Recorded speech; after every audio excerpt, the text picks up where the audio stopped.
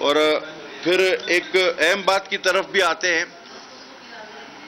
دیکھیں ڈاکومنٹ کوئی بھی ہو وہ ایک جمہوری حکومت میں پبلک ڈاکومنٹ ہوتا ہے. تو ابھی ہمارے جانے سے پہلے ہی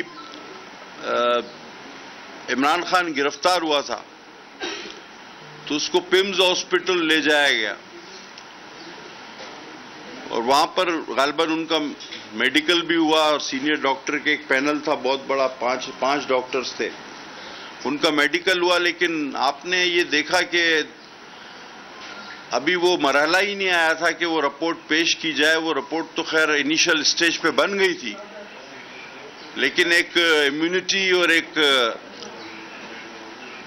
میں کہوں گا کہ ایک ایسا انصاف, مثالی انصاف خان صاحب کو ملا کہ آپ کے پہلے کے بھی گناہ معاف, پہلے کے بھی کیس معاف, اور جو آپ آئندہ جرم کریں گے وہ بھی گناہ معاف اور وہ بھی کیس معاف. تو اس طرح پھر یہ اس میڈیکل رپورٹ کو منظر عام پر وہ پوری طرح آ نہ سکی, لیکن چونکہ یہ پبلک ڈاکومنٹ ہے اور یہ عمران خان کی کیبنٹ میں جو ایک بند لفافہ کیبنٹ سے پاس کروایا گیا تھا جس میں اربوں ڈالر کی کرپشن ہوئی, یہ اس طرح کا ڈاکومنٹ نہیں ہے.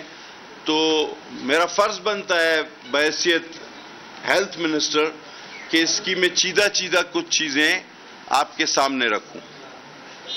نمبر 1,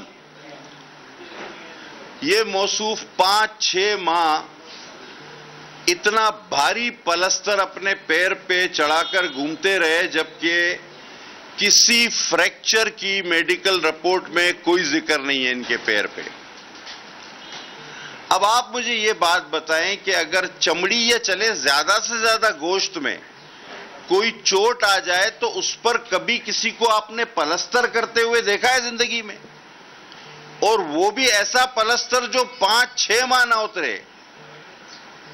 وہ گھر کا پلستر, چھت کا پلستر ٹھیک ہو جاتا, پاؤں کا نہیں اتر رہا تھا.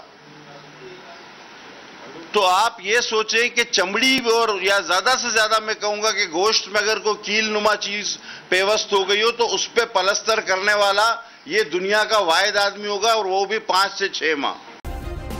سبسکرائب کریں اور بیل دبائیں تاکہ کوئی خبر رہ نہ جائے.